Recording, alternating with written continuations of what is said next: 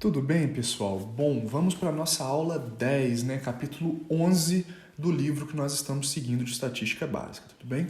Hoje eu vou falar com vocês sobre estimação, tá? Recapitulando algumas coisas que nós vimos na aula anterior, né? Eu dei uma introdução para vocês, sobre o mundo da estatística inferencial, onde nós vimos ali, ao final, algumas questões de estimativa, a gente pensando ali mais ou menos, na margem de erro, como que isso pode impactar o tamanho da nossa amostra, tudo bem? Mas aquilo lá foi apenas introdutório. Eu queria dar mais para vocês a noção de população, a amostra, as distribuições amostrais. O que a gente vai fazer nessa aula de hoje é entrar propriamente no método de estimação. Tudo bem? E aí eu quero fazer algumas ponderações com vocês. Bom, em estatística, como vocês bem sabem, nada a gente pode estimar ou inferir com 100% de certeza. Na verdade, nada no mundo. Então, o que acontece? Grande parte das vezes que nós queremos descobrir o efeito médio de uma variável ou então o seu valor de desvio padrão, alguma estatística, e nós queremos usar essa estatística da amostra para inferir sobre um parâmetro populacional, nós vamos estar lidando com incerteza inevitavelmente. E aí, na parte de estimação, eu vou tratar com vocês majoritariamente, as primeiras ideias, as propriedades dos estimadores, o intervalo de confiança, tudo bem? Que vai ser baseado ali na nossa margem de erro e o erro padrão de um estimador. Bom, então como eu falei para vocês, a inferência estatística ela é fundamental na análise econômica, tudo bem, pessoal? Raramente nós vamos ter dados de toda uma população relativa àquele problema que nós queremos estudar. Então, a inferência ela vai permitir para nós explorar com maior robustez os resultados encontrados, principalmente na próxima disciplina do curso, que é econometria. Então, em resumo, os métodos inferenciais eles vão representar um conjunto de técnicas para a gente conseguir estudar a população com base numa amostra, tá? E aí eu gostaria, dessas duas últimas aulas do nosso curso, em dividir para vocês em dois grandes problemas básicos, Quando nós estamos tratando aí de inferência, nós temos o problema da estimação dos parâmetros e o problema do teste de hipóteses sobre os parâmetros, tudo bem? Esses dois problemas, como nós vamos ver, eles são complementares, e eles têm que indicar para o mesmo resultado.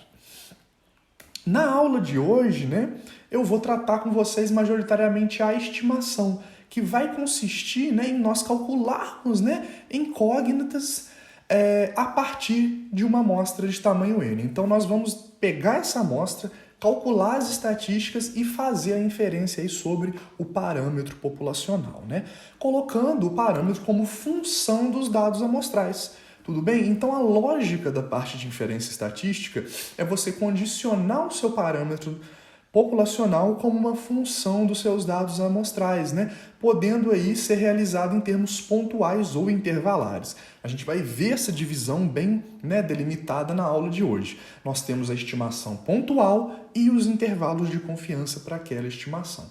Então, além disso, algumas propriedades também vão ser desejáveis no caso de estimadores, como a ausência de viés e a variância mínima. Nós também vamos discutir na aula de hoje. Beleza, pessoal? Então, dentro dessa estatística, principalmente a econometria, muitas vezes nós sabemos, ou estamos dispostos a supor que uma variável aleatória x segue uma certa distribuição de probabilidades, mas nós desconhecemos os seus parâmetros, ou momentos principais, que são um sinônimo aí da palavra, principalmente considerando a média e a variância, primeiro e segundo momento da distribuição. Nesses casos, pessoal, nós vamos selecionar a nossa amostra, como eu falei para vocês, a gente vai usar aquela metodologia da aula anterior, da amostragem aleatória simples, uma amostra representativa, e a gente vai tentar estimar os parâmetros desconhecidos da população com base nessas estatísticas aí amostrais. Esse problema, como eu falei para vocês, e repito, é conhecido como problema da estimação. E nós vamos ver ele aqui em duas camadas, que são necessárias. A estimação pontual, aquele valor, e a estimação intervalar, para a gente ter a noção aí da margem de erro que nós podemos cometer. Beleza? Ok. A estimação pontual, né, a gente vai definir formalmente dessa maneira.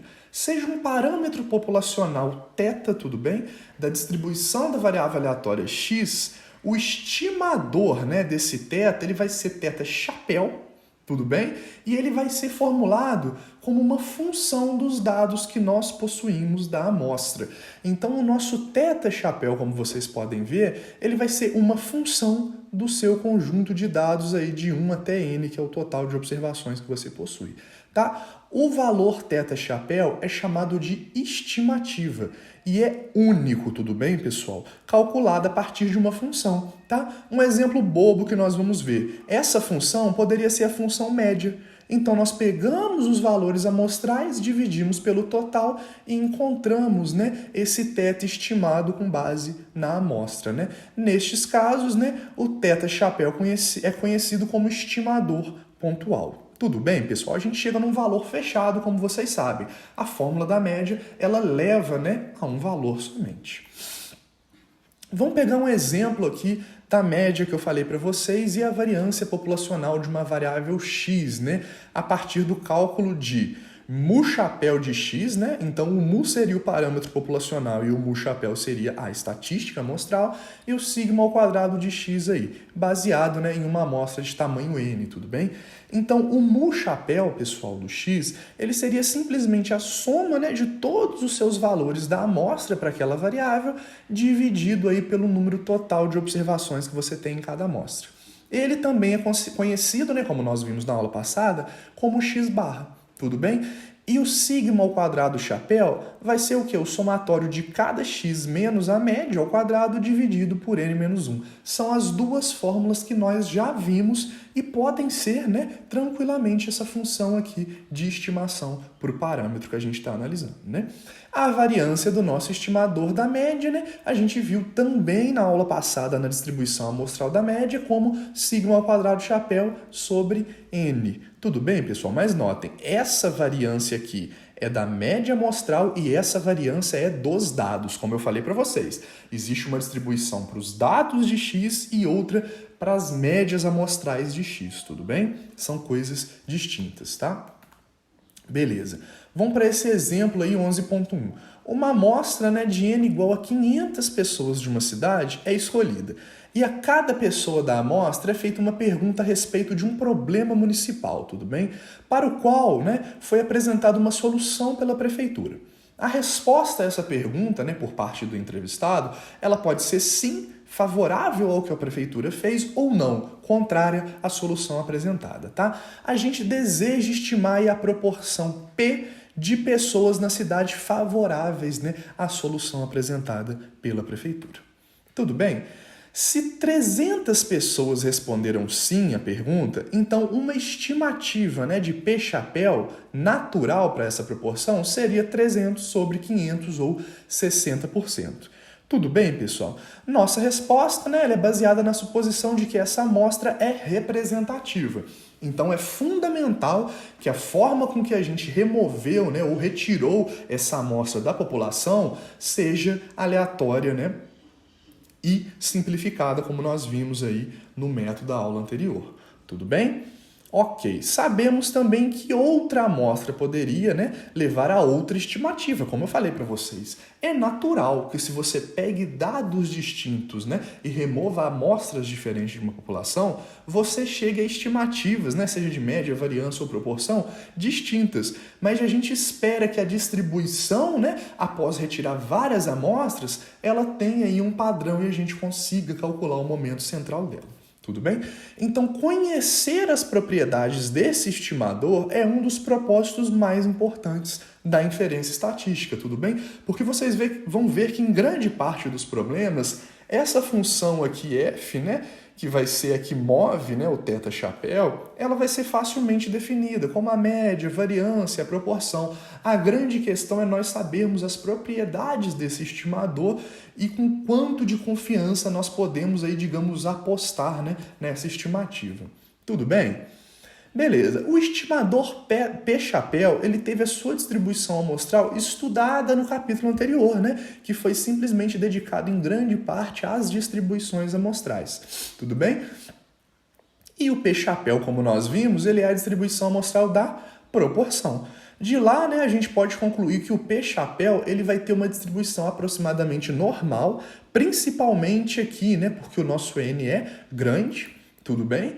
E com os parâmetros esperança de P-chapéu igual a P, né, convergindo para o valor populacional, e a variância do P-chapéu P vezes 1 menos P sobre N, tudo bem? Esses resultados eles vão nos ajudar a avaliar as qualidades desse estimador P-chapéu. Por exemplo, esse estimador, em média, ele vai acertar o parâmetro populacional, né? Então a gente vai dizer que o P-chapéu é um estimador não viesado. Aqui eu estou usando novamente um termo que nós usamos na aula anterior, tá? Para deixar mais claro isso, um estimador não viesado é aquele que o valor amostral subtraído do valor populacional é zero. Tudo bem? Por quê? Se for zero, o amostral é igual ao populacional e a subtração, né, não existe. Então não tem viés, tudo bem? Ou ainda, né, para amostras grandes, a diferença entre P-chapéu e P tende a ser pequena, né, pois à medida que o N tende a infinito, a variância dele tende a zero, né? Nesse caso, a gente diz que o P-chapéu é um estimador consistente de P, né? A consistência vem aí do tamanho da variância. A gente vai ver com mais calma, né, mais para frente. Mas vamos passar inicialmente ainda para outro exemplo, 11.2. Desejamos comprar um rifle, né, e após algumas seleções, restaram 4 alternativas, né, que chamaremos de rifle A, B, C e D. Tá? Foi feito um teste com cada rifle que consistiu em fixá-lo num cavalete e mirar o centro de um alvo e disparar 15 tiros sequencialmente. Tá? Para analisar qual a melhor arma, a gente pode fixar alguns critérios, tá? Primeiro, sobre a acurácia, né, que mede a proximidade de cada tiro ou cada observação do valor do alvo, né, que você está buscando atingir, aquele valor centralzinho ali no círculo. E a precisão, que vai medir a proximidade de cada observação da média de todas as observações, né, do tiro médio aí. Tudo bem? Então, isso vai ser muito importante para a gente ilustrar as propriedades dos estimadores, tá? De forma visual, nós teríamos aqui o resultado de 15 tiros para os 4 rifles, tá? O A, ele vai dar esses tiros aqui que estão marcados com X, tá? Ele não acerta aqui nada no meio, mas ele acerta no entorno e uma fora, tá? O rifle B, ele parece que está um pouco torto, ele está atirando muito para cima na esquerda. Já o rifle C parece aqui que tem uma precisão melhor, bem mais concentrada no alvo principal, e o rifle dele tem um viés aí abaixo para a esquerda, mais concentrado também do que o B, um viés mais assim representativo. Tudo bem, pessoal? Então a gente vai dar os 15 tiros com cada um dos rifles e vamos ter essas possibilidades aqui. Desse modo, como que a gente poderia descrever cada arma com base, né, nas propriedades que nós estamos desejando? A arma A, ela não é não viesada, mas é pouco acurada e tem baixa precisão, como a gente viu. Ela está dando tiros em torno do alvo, né, mas ela tem pouca acurácia, ela não tem uma precisão muito boa. A arma B, como eu falei para vocês, ela tem um viés aqui para cima e para a esquerda, tudo bem? E ela é pouco acurada com baixa precisão, porque os tiros também estão muito dispersos, tudo bem? A distância de um para o outro é considerável aqui. Já a arma C, pessoal, ela não é viesada, ela está atingindo aqui bastante nessa região do alvo, e ela é muito boa em acurácia e precisão, porque os tiros aqui no meio estão bem próximos um do outro, então eles estão concentrados aqui no alvo que a gente quer. Já a arma D, ela seria um caso de arma viesada, né, pouco acurada, mas ela tem uma precisão muito boa, porque notem que os tiros estão muito próximos uns dos outros, mas, né, ela tem o viés que está distante aqui do nosso alvo. Tudo bem?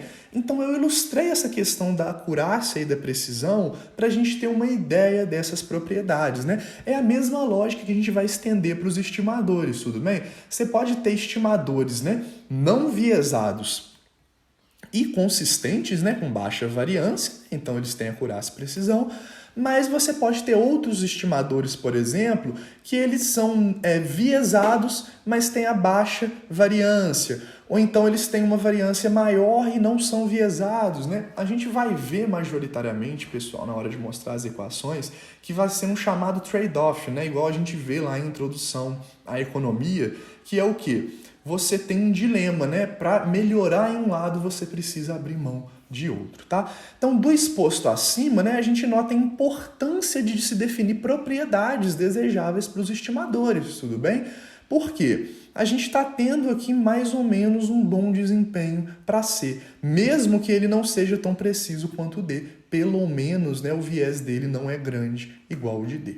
Beleza, pessoal? A gente vai ver então isso agora de uma forma mais direta, né? Com as propriedades dos estimadores, tá? Vamos considerar uma amostra que vai de xi a xn de uma variável aleatória que descreve uma determinada característica que você está investigando, né, para uma população.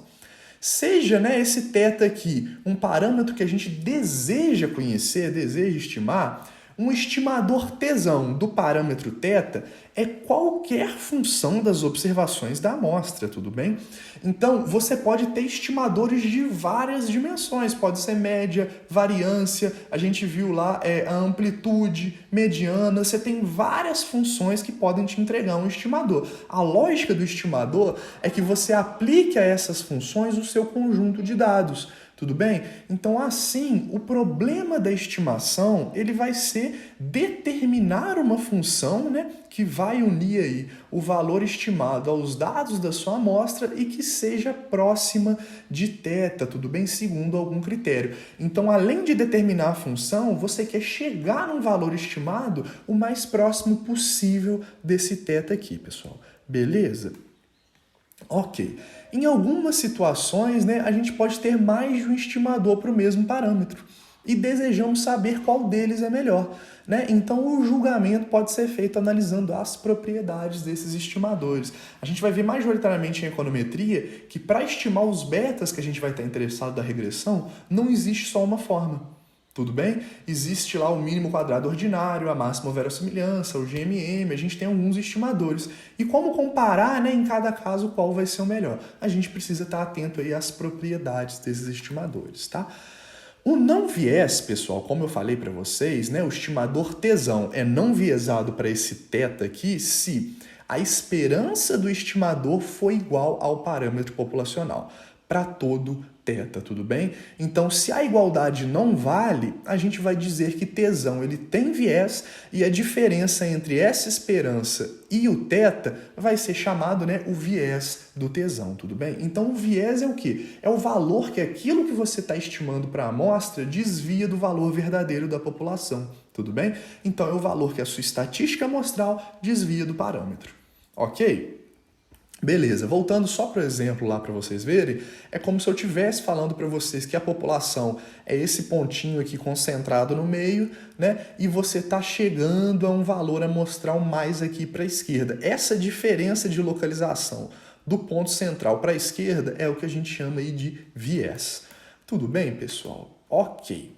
Já a consistência, pessoal, né? Vamos considerar uma sequência aí tesão N de estimadores possíveis para o mesmo parâmetro, tá? Então você tem um parâmetro populacional θ que você quer estimar e você tem uma sequência de estimadores, né? O estimador ele vai ser consistente se para todo epsilonzinho maior que zero, a gente...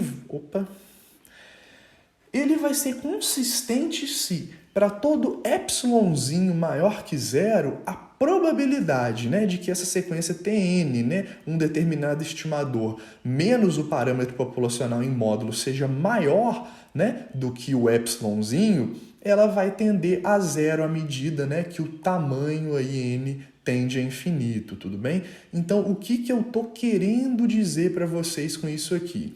É que a diferença, né, para esse estimador e o parâmetro populacional, ela vai ser maior do que o epsilon, mas essa probabilidade vai tender a zero, né, à medida que a gente tem um epsilon pequeno. Então, a gente também pode usar o seguinte resultado.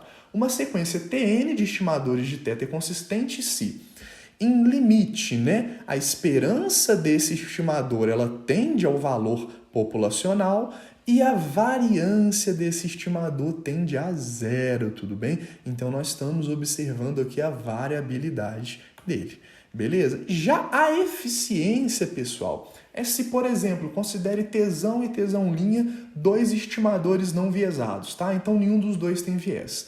De um mesmo parâmetro θ, populacional, que a gente está querendo encontrar, tá? Então, se a variância do tesão é menor do que a variância do tesão-linha, a gente diz que o tesão vai ser mais eficiente que o tesão-linha, tudo bem? Então, notem, a gente fez três, né, propriedades. O não viés, a consistência, tudo bem? E a eficiência desses estimadores. Beleza, pessoal? São essas propriedades, né, que vão dar para a gente o quão bom, né, é o nosso estimador nesses casos aqui de forma similar, que a gente pode ver graficamente. Beleza, pessoal? Ok. Então, não viés, consistência e eficiência. Além disso, pessoal, a gente tem uma forma quantitativa de medir, né, a questão do erro do estimador, pelo chamado erro quadrático médio, tudo bem?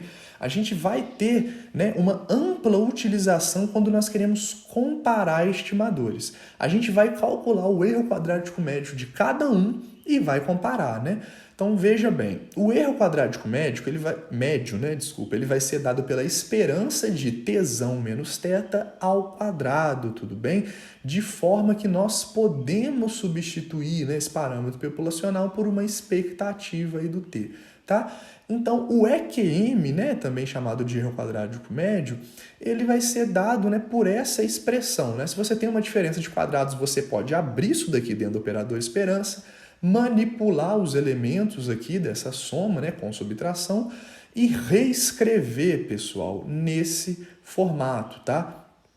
Então, o erro quadrático médio, ele vai ser dado pela variância do seu estimador somado ao viés dele, tá? Então, vejam, né, a gente tem uma forma quantitativa de comparar estimadores, levando em conta a variabilidade, né, que é um fator chave, como eu mostrei para vocês, e o viés. Tudo bem, pessoal? Ou seja, né, o critério do erro quadrático médio mínimo vai consistir na gente escolher o estimador que apresenta o menor valor, né, do erro quadrático, né, em relação ao parâmetro populacional, né? Beleza, isso dentro de um conjunto de estimadores, obviamente, porque a gente está comparando. Contudo, a gente pode perceber um trade-off entre a variância e o viés, tá? A gente tem normalmente, né, nos estimadores, aquele estimador que entrega menor variância costuma ter um pouco mais de viés e aquele que entrega menor viés costuma ter um pouco mais de variância. Então, né, a gente tem que ir se ajustando para achar um estimador ótimo, né? Nossa máxima eficiência vai ocorrer quando ambos os termos tendem a zero, né? Conforme n se aproxime de infinito. O melhor dos mundos é se a variabilidade é zero e o viés é zero, né? Você tem ali exatamente o valor populacional. Beleza, pessoal? Ok, né? Uma representação gráfica do EQM, como a gente viu lá no caso, né, dos tiros, né?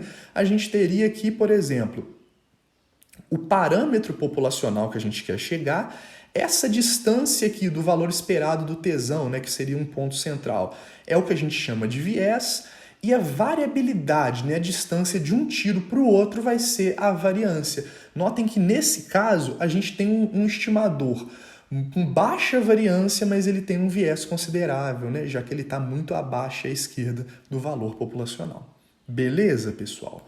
Ok, né? E de estimadores conhecidos, né, eu vou elencar 3 métodos aqui para vocês a título de curiosidade, mas a gente vai ver isso com mais calma em econometria, tudo bem? A gente tem o método dos momentos, os mínimos quadrados ordinários e a máxima verossimilhança, tudo bem? São 3 tipos de estimadores, né, muito conhecidos na literatura econômica. Beleza, pessoal? E aí a gente pode, né, calcular o erro médio, né, o erro quadrático médio de cada um e comparar dependendo dos dados e do problema que você tem. Tá bom? Vamos então passar para o intervalo de confiança. Falei com vocês a lógica, né, de ter um estimador, né, como que isso é representado em termos de uma função dos dados amostrais. Falei para vocês que nós temos propriedades que são muito importantes e elenquei para a gente aí o não viés, a consistência desse estimador, né, que é em termos de limite, O valor esperado chega ao parâmetro e a variância tende a zero. E falei para vocês sobre a eficiência. Quando a gente compara aí dois estimadores, a gente vai querer aquele que tem a variância menor. Por quê?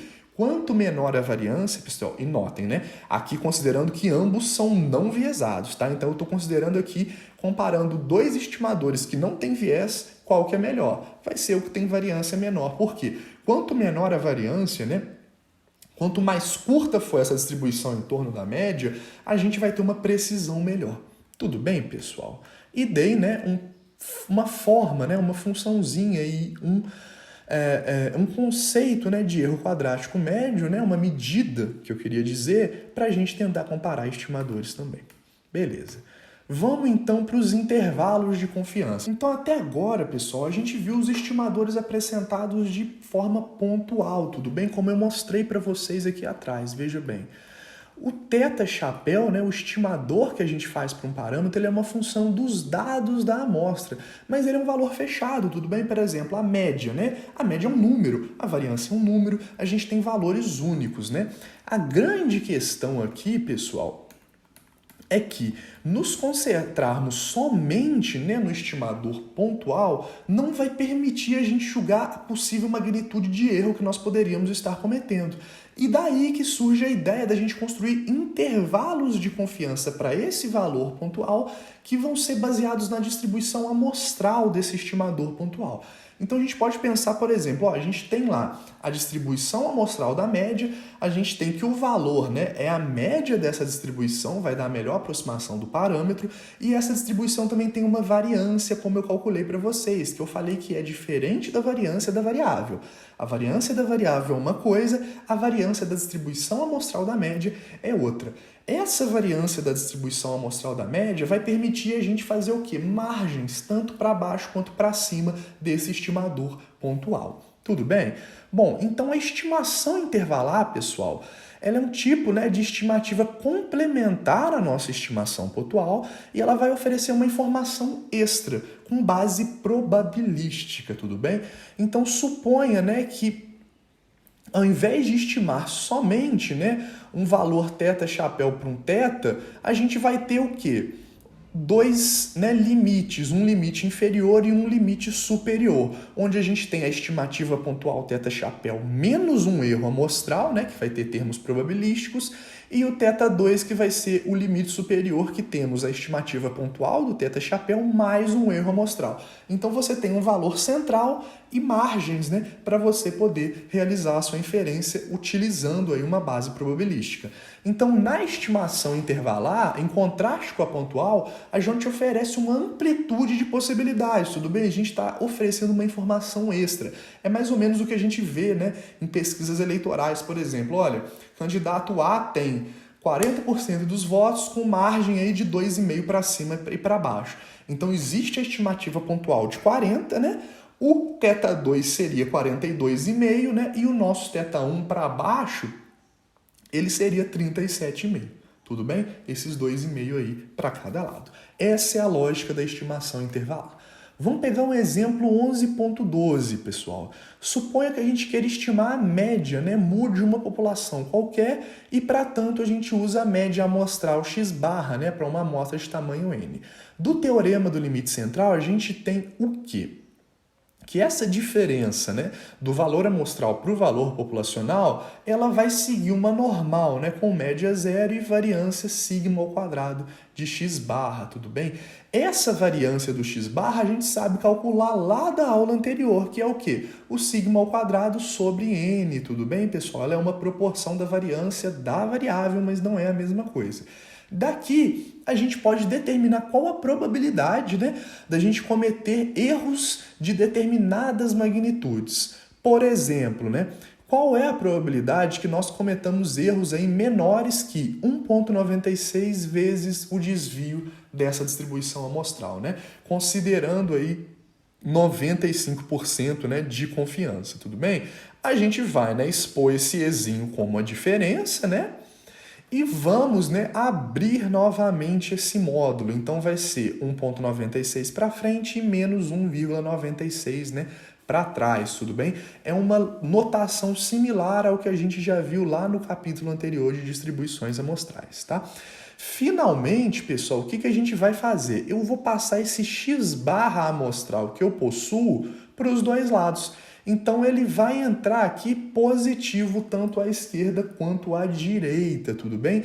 E aí, notem, eu fiquei com o mu no centro e com base no meu x barra amostral e no desvio dele, né, considerando aí 1,96 quando nós estamos olhando 95% de confiança, eu vou ter um intervalo para essa estimativa.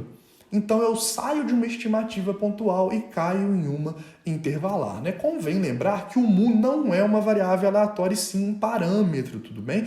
E a expressão acima, ela deve ser interpretada da seguinte maneira. Se pudéssemos construir uma quantidade grande de intervalos aleatórios de forma, né, x barra menos 1,96 o desvio como limite inferior, até, né, limite superior x barra mais 1,96 vezes o desvio, todos baseados em amostras do tamanho n, 95% desses intervalos conteriam o parâmetro mu que nós estamos interessados. Então, essa que é a lógica probabilística dentro do intervalo de confiança, tá? E você pode estar se perguntando, Michel, mas de onde veio esse 1,96? Ele vai vir lá da tabela, tudo bem? Se você buscar o valor, né, na coluna e na linha, que te apresenta ali 95% de confiança, né, ou sobrando 2,5 em cada lado de uma distribuição, né, bicaudal, a gente vai achar 1,96 e é ele que a gente está introduzindo para dar o aspecto probabilístico a esse intervalo que a gente trata, tá? Então dizemos que esse gama igual a 0,95 ele vai ser o coeficiente de confiança associado a um z na tabela da normal padrão que é igual a 1,96, tá? Nessa figura, eles vão estar esquematizados, né, o funcionamento e o significado de um intervalo de confiança para mu, com um coeficiente de confiança de 95 e uma variância populacional conhecida. Notem qual que é a lógica do que eu estou falando para vocês. Olha, se a gente construir diversos intervalos de confiança para cada amostra que é retirada, tá? Então a gente tira uma amostra, depois outra, cada uma vai ter um intervalo de confiança e cada uma vai ter um valor aí x barra, vocês concordam? Se as amostras têm valores diferentes, elas vão dar, né, mesmo que seja de forma decimal, valores diferentes para a média. E aí o que a gente vai fazer? Para cada uma dessas amostras, além da estimativa pontual do x barra, a gente constrói intervalo de confiança dessa maneira, tudo bem? E o que eu estou falando quando eu utilizo 95% de confiança é que de todas as amostras, eu consigo afirmar para você que pelo menos 95% delas vão conter o parâmetro populacional, tudo bem? Então, de todos os intervalos de confiança estatísticos, né, para as amostras, 95% deles vão conter aí o parâmetro populacional. Essa é a lógica do intervalo de confiança. Beleza, pessoal? Ok. Então, escolhida, né, uma amostra e encontrando a sua média x barra 0, admitindo aí um desvio, né, desse estimador x barra conhecido, nós podemos construir o intervalo de confiança para x barra 0, que vai ser o quê? X barra 0 menos 1,96 vezes o desvio e, né, como limite inferior, e o limite superior x barra 0 mais 1,96, né, vezes o desvio, tá? Considerando, já que eu estou usando 1,96, 95% de confiança. Michel, eu não quero 95% de confiança, eu quero 99%. Você pode usar, mas esse valor aqui de 1,96 ele vai mudar. Tudo bem? Vai ser outro valor que a gente vai estar interessado em encontrar. Beleza, pessoal? Vamos para esse exemplo 11.12, né? Vamos supor que nós geramos 20 amostras de tamanho 25 de uma distribuição normal de média mu, né, igual a 5 e desvio sigma 3, tá? Para cada amostra, a gente constrói um intervalo de confiança para mu com o coeficiente de confiança de 95%. Então, a gente vai usar aqui o 1,96, né? Que é da forma, né, x barra mais ou menos 1,176. Tá? Na figura abaixo, a gente tem esses intervalos representados, né? E notamos que 3 deles, né, as amostras de números 5, 14 e 15, não vão conter, né, a média populacional. É a mesma lógica que eu mostrei nessa figura, tudo bem, pessoal? A gente tem aí a população, a gente tira amostras, calcula estatísticas, né, amostrais, cria os intervalos de confiança com base, né, no coeficiente de 95%, Tudo bem? Temos o desvio, temos o tamanho, a gente cria esses intervalos de confiança para cada amostra que você retira e, obviamente, né, em algumas delas, né, ele não vai conter o parâmetro populacional, mas na grande maioria, aí, pelo menos 95%, ele vai estar contido. Beleza, gente? Então, generalizando, a gente pode definir o intervalo de confiança como sendo o valor estimado, no caso aqui o x-barra, mais ou menos o z, de acordo com o coeficiente de confiança que você quer, vezes, né, o desvio padrão do seu estimador. Tudo bem, pessoal? E por fim, eu quero passar para vocês o erro padrão de um estimador, tudo bem? A gente viu, né, que obtida a distribuição amostral de um estimador, a gente pode calcular a sua variância, né?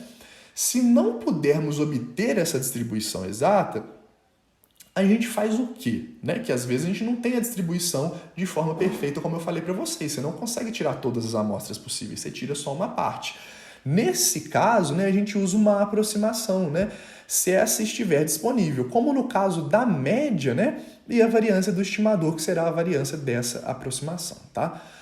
Por exemplo, né, vamos supor a média amostral aí x-barra, obtida de uma amostra de tamanho n. A gente tem que a variância desse estimador x-barra, que é a média, é sigma ao quadrado sobre n, tá? No qual o sigma ao quadrado é a variância da variável, é a variância populacional. Tudo bem? A raiz quadrada disso daqui nos dá, né, o que a gente chama de desvio padrão, ou sigma sobre raiz de n. Tá? Então, o erro padrão que nós dizemos de um estimador é a mesma lógica que a gente viu lá no início do curso de estatística descritiva.